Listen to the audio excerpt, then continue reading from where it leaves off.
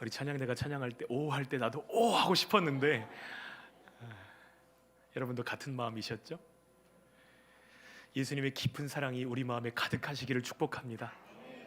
지금으로부터 약 100년 전 옥스퍼드 대학에서 한 학생이 신학 시험을 치르고 있었습니다. 그날의 시험 문제는 가나의 혼인잔치에서 물을 포도주로 바꾸신 예수 그리스도의 기적에 담긴 종교적, 영적 의미를 서술하라, 이런 것이었습니다. 학생들이 준비해온 대로 열심히 답안지를 막 적고 있는데 거의 2시간이 다 지나도록 한 학생은 우두커니 창밖만 바라보고 있는 것입니다. 시험 시간이 거의 다 돼서 감독관이 다가와서 얘기합니다. 그러지 말고 뭐라도 한마디 좀 써보라고. 백지로 내면 F니까 빨리 한마디라도 쓰라고. 그랬더니 그 학생이 한 줄의 문장을 시험지에 쓰고 일어나 나갔습니다. 그 문장이 무엇이냐면, 물이 그 주인을 만나자 얼굴이 붉어졌도다. 이 학생이 훗날 영국 최고의 시인이라고 불리운 바이런입니다. 바이든 아니고요, 바이런입니다. 어떤 철학자는 사랑하면 누구나 시인이 된다, 이런 말을 하였는데요, 바이런뿐만 아니라 우리도 주님 사랑하는 주님의 백성들 되시기를 축복합니다. 오늘의 설교 주제는 결핍과 절망에 관한 것입니다. 여러분 놀라지 마십시오. 제가 여러분의 비밀 2가지를 알고 있습니다. 첫 번째, 여러분 모두가 풍성한 삶을 원한다는 것이죠. 맞으시죠? 두 번째, 그렇게 원함은 내게 있지만 우리의 삶은 늘 모자란다는 것입니다. 우리 올라오기 전에 찬양단에게 한 달에 누가 나에게 50만 원만 더 주면 좋겠다, 고개를 끄덕여 보라니까 500만 원.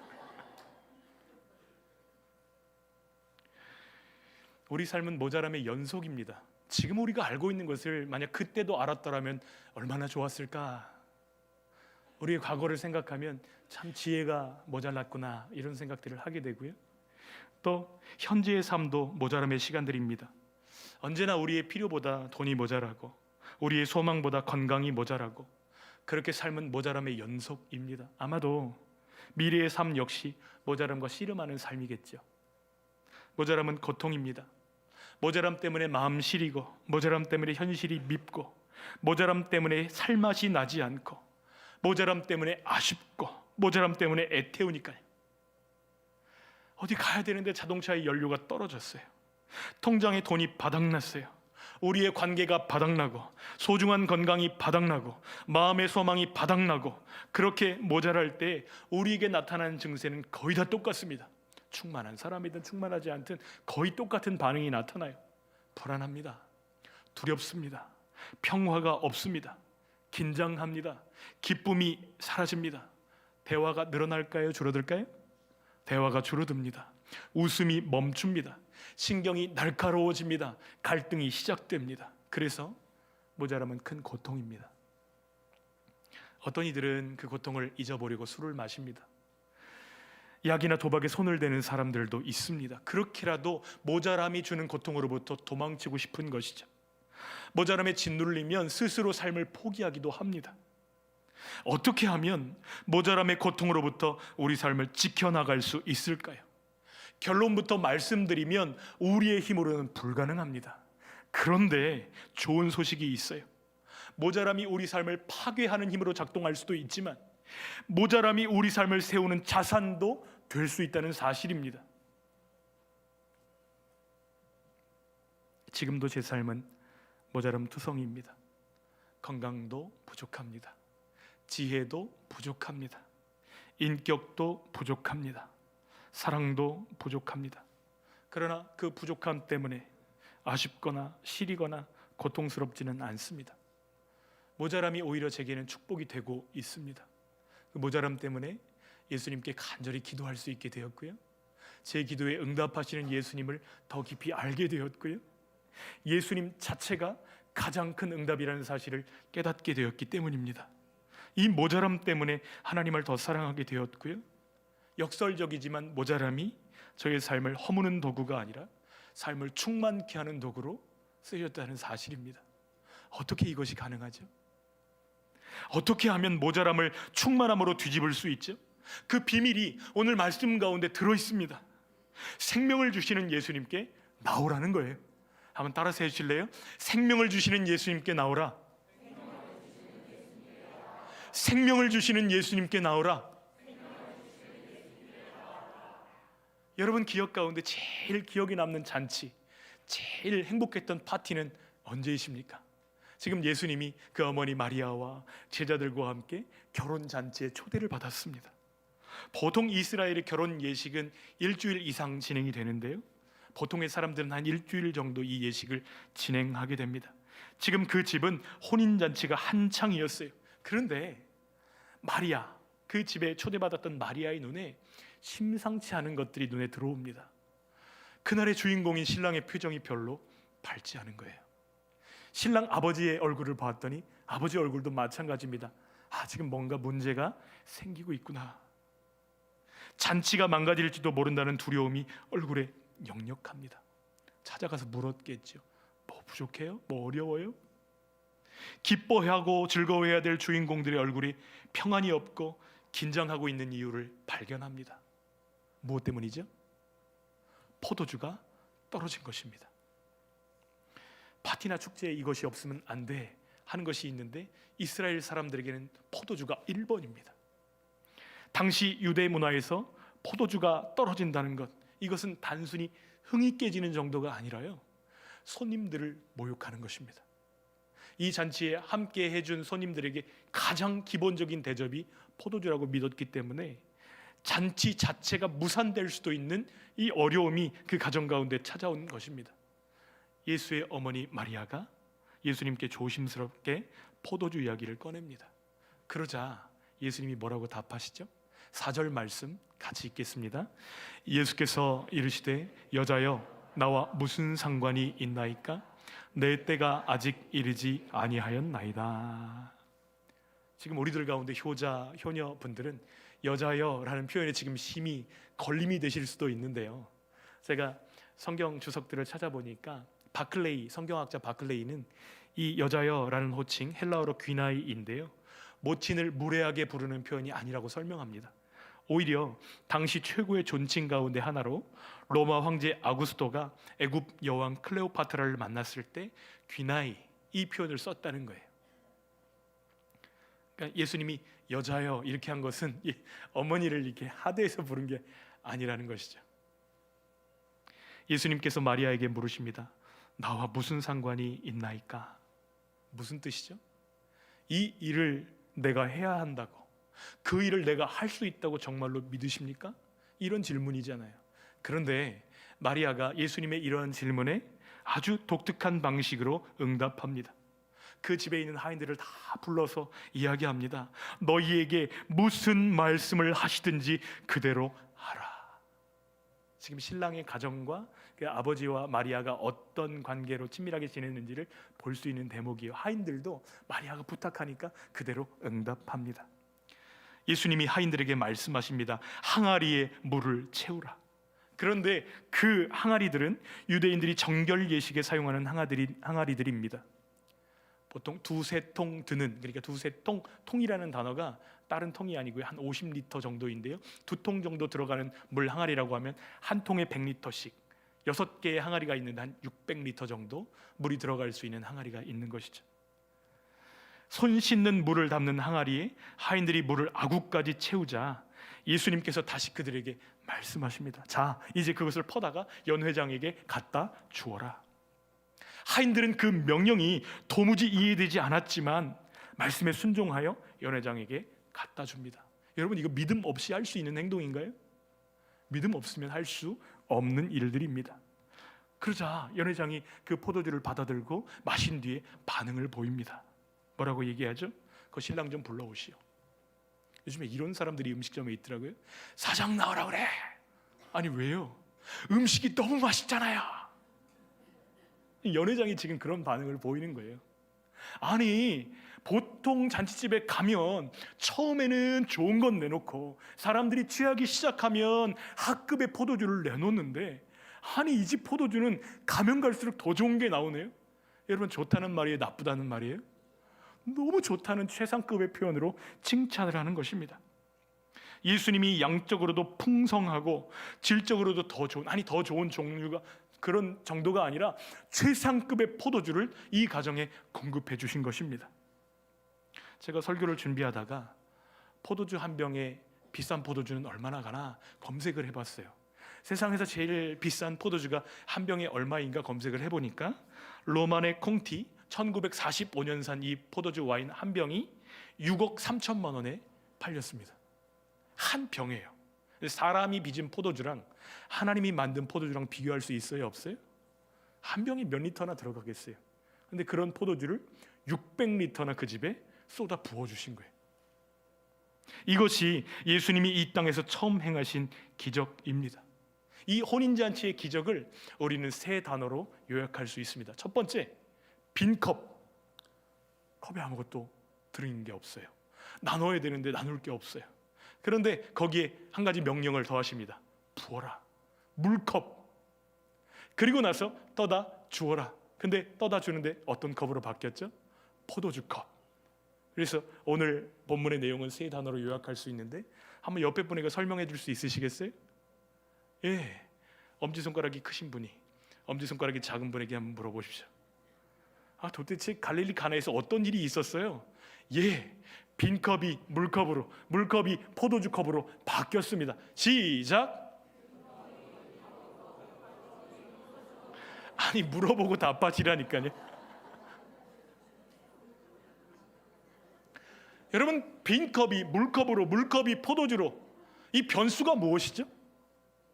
변수는 예수님이십니다. 예수님이 이 문제 가운데 개입하시자 빈 컵이 풍성한 포도주 컵으로 변화된 것이죠. 손 씻는 물이 최상급 포도주로 변화된 것입니다. 이 기적의 목격자였던 요한은 요한복음을 기록하면서 기적의 의미를 이렇게 설명해요. 11절 말씀 같이 읽겠습니다.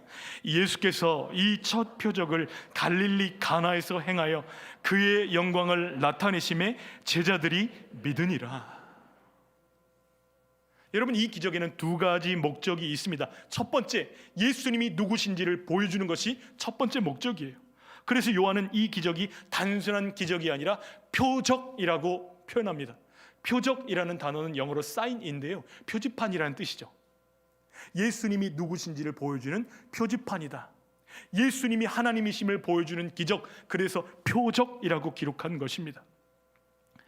이 가정에 닥친 모자람과 민망함과 답답함이 제자들로 하여금 예수님이 하나님이신 것을 알게 하고 믿게 했다는 것이죠. 그의 영광을 나타내심에 제자들이 믿더라. 예수님은 하나님이십니다. 예수님은 하나님의 본체이십니다. 여러분, 그 사실을 누구만 알 수 있죠? 믿음으로 반응하는 사람만 알 수 있어요. 마리아가 믿음으로 반응합니다. 그가 뭐라고 말씀하시든지 그대로 순종하여라. 예수님은 알았어요. 하인들도 믿음으로 반응할 때 알게 되었습니다. 분명히 지금 떠가지고 온 뭐예요? 물이잖아요. 그런데 마시는 순간 이 포도주 어디서 났느냐? 그들은 알았어요.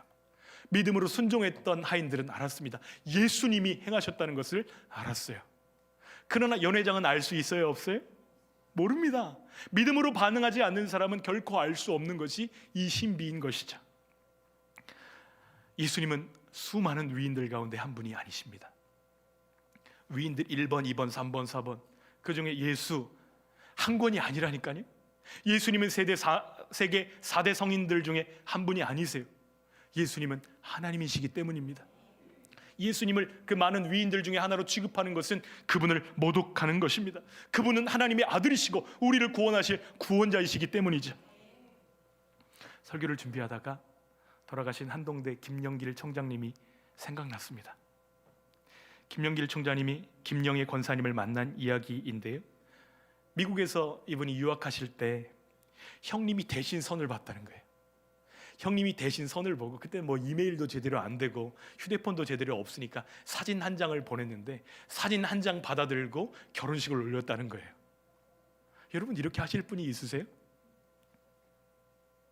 총장님이 제시한 조건 딱 한 가지입니다. 예수 믿는 자매님이면 됩니다. 형님이 보는 거나 제가 보는 거나 뭐 크게 다르지 않을 것인데 딱 한 가지 조건, 예수님 믿는 자매님이면 좋겠습니다. 형에게 이걸 부탁해놓고 선을 보게 한 거예요. 왜 그렇게 무모한 결혼식을 하게 되었는지 뒷이야기를 찾아보았습니다. 오늘 본문과 관련이 있더라고요. 이 김영길 총장님은 과학자이고 공학도입니다.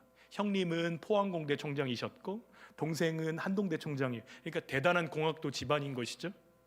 그런데 공학도가 아무리 생각해 보아도 요한이 기록한 이 기적, 물이 변해서 포도주가 된다는 것, 이 화학적 변화를 설명할 수 있어요, 없어요? 설명이 안 됩니다.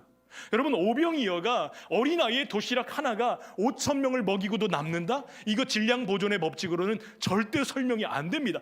죽은 나사로가 일어난다는 거 설명이 안 돼요. 그런데 그 공학도 김영길의 머릿속에 이런 생각이 문득 스쳐가는 거예요. 만약 예수가 하나님이시라면, 만약 예수가 정말로 하나님이시라면 물이 포도주로 바뀌는 게 뭐 기적이라고 말할 수 있나? 이 생각이 머릿속에 싹 스쳐 지나가니까 말씀을 통해서 예수님을 만나게 된 것입니다. 여러분, 믿음으로 걷는 그 길, 예수님 만나고 믿음으로 걷는 그 길이 어려움들이 여러 번 있었지만 예수님 믿고 의지할 때마다 넘어가고 돌파하게 하시는 그 은혜를 경험하면서 나와 함께 결혼할 그 사람도 예수님 믿는 사람이면 참 좋겠다, 이 소원이 마음속에 있었기 때문에 그 한 가지 조건을 제시한 것입니다. 요한복음은 이렇게 시작합니다. 우리 1절로 4절 말씀 천천히 한번 같이 읽겠습니다. 태초에 말씀이 계시니라. 이 말씀이 하나님과 함께 계셨으니 이 말씀은 곧 하나님이시니라. 그가 태초에 하나님과 함께 계셨고 만물이 그로 말미암아 지은 바 되었으니 지은 것이 하나도 그가 없이는 된 것이 없느니라. 그 안에 생명이 있었으니 이 생명은 사람들의 빛이라. 여러분, 무엇을 말씀하고 있죠? 예수님이 창조주이시고 예수님이 하나님이심을 선포하고 있습니다. 이것이 요한복음을 기록한 목적인 것이죠. 그가 만물을 지으셨고 지금도 유지하고 계십니다. 여러분, 지구 자전 축의 기울기가 몇 도인지 아세요? 23.5도입니다. 그런데 그 기울기가 1도만 달라져도 태양 가까운 쪽에 있는 사람들은 다 타 죽고 태양 먼 쪽에 있는 사람들은 다 얼어 죽습니다. 여러분, 그것을 누가 지금 붙잡고 계실까요? 하루에 2번씩 바닷물이 들어오고 나가는 것, 봄과 여름과 가을과 겨울이 우리에게 찾아오는 것, 주님의 섭리요 은혜인 줄 믿습니다. 그런 분이 물로 포도주를 바꾸시는 것이 뭐 어려울 게 있겠어요? 그런 분이 병자를 향해서 은혜를 베푸시고 그를 고치시는 것이 무엇이 어려울 게 있겠어요? 그러므로 예수님은 위인전 중 한 권으로, 성인 중 한 분으로 우리 책꽂이에 꽂혀 있어서는 안 될 뿐인 것이죠. 물로 포도주를 만드신 기적의 두 번째 목적은 예수님이 왜 오셨는지를 우리에게 보여주는 것입니다. 예수님은 우리 마음의 허전함, 빈 공간, 모자람을 채워주시기 위해 이 땅에 오셨습니다. 예수님은 우리가 힘 빠지거나 기쁨이 사라지거나 그런 모습으로 주님과 동행하기를 원치 않으세요. 주님은 우리의 필요를 공급하시는 공급자이시기 때문입니다. 잔치의 시작처럼 인류의 시작에는 모자람이 없었습니다. 왜요? 하나님 보시기에 좋았잖아요. 하나님 보시기에 힘이 좋았잖아요. 그런데 어떤 순간부터 모자람이 생겼죠? 하나님의 의한, 하나님을 위한 삶에서 떠난 그 순간부터 인류는 모자랍니다, 부족합니다, 나 어렵습니다, 이 고백에 빠지게 되었습니다. 성경은 인간이 하나님을 떠난 이 사건을 한 글자, 죄라고 표현합니다. 철학자 파스칼은 이렇게 이야기합니다. 인간의 마음속에는 하나님만이 채우실 수 있는 빈 공간이 있다. 또 어거스틴은 이렇게 고백합니다. 오 주여, 우리 마음이 당신 안에서 쉬기까지는 우리에게 휴식이 없나이다. 하나님으로만 채울 수 있는 우리 가슴이 다른 것으로는 채워질 수 있다 없다? 없다는 것입니다. 물을 포도주로 바꾸신 기적의 목적은 예수님이 이 땅에 오신 목적과 같습니다. 하나님을 잃어버리고 그 허전한 가슴으로 다른 것으로 뭘 채워볼 게 없나 기웃기웃거리고 애쓰고 여전히 불만족에 빠져 살고 있는 그 인생을 구원하시기 위해서, 그 가슴을 채워주시기 위해서 주님이 오신 것입니다. 참 만족, 참 기쁨, 참 생명을 주시려고 오신 것입니다. 하나님을 떠난 마음의 빈자리, 그 목마름을 채워주시기 위해 예수님이 선택하신 방법이 무엇이죠? 십자가에 달리셔서 그 피 한 방울, 물 한 방울 남김없이 쏟아 부어주신 것입니다. 그 피가 손 씻는 물과 같은 우리들을 하나님의 자녀 되게 하신 줄 믿습니다. 지긋지긋하게 우리를 짓누르던 모자람의 고통, 전능하신 예수님께로 갖고 나아가십시오. 왜요? 예수님은 이런 분이시거든요. 요한복음 10장 10절 말씀 같이 읽어볼까요? 내가 온 것은 양으로 생명을 얻게 하고 더 풍성히 얻게 하려는 것이라. 여러분, 우리의 모자람이 예수님께로 나아가는 에너지가 되어지기를 소원합니다. 이 모자람 때문에 더 간절히 주님을 붙들고 주님이 베푸신 기적의 잔치 가운데 참여하시게 되시기를 축복합니다. 말씀을 맺으면서요, 정말 중요한 것 한 가지만 확인하고 말씀을 마치고자 합니다. 여러분, 인생잔치의 주인은 누구이십니까? 예수님이십니까? 예수님이 정말 주인 맞으세요? 우리의 가장 큰 문제는 포도주가 떨어진 게 아니에요. 포도주가 떨어진 것 같은 현실이 문제가 아닙니다. 포도주가 떨어졌다고 비난받고 조롱받을 사람들의 눈이 문제가 아닙니다. 가장 중요한 것은 내 인생에 예수님이 주인으로 함께 계시는가, 이것이 가장 중요한 줄 믿습니다. 그러므로 이 시간 우리 마리아와 같은 마음으로 주님 앞에 나아가기를 원합니다. 무엇을 명하시든지 제가 그대로 행하겠나이다. 손 씻는 물과 같은 우리 인생을 주인 되신 주님 앞에 올려드리오니 예수님이 누구신지를 바로 보게 하여 주시고 주님 주시는 생명과 기쁨이 우리 안에 넘쳐나시기를 예수님의 이름으로 축복합니다.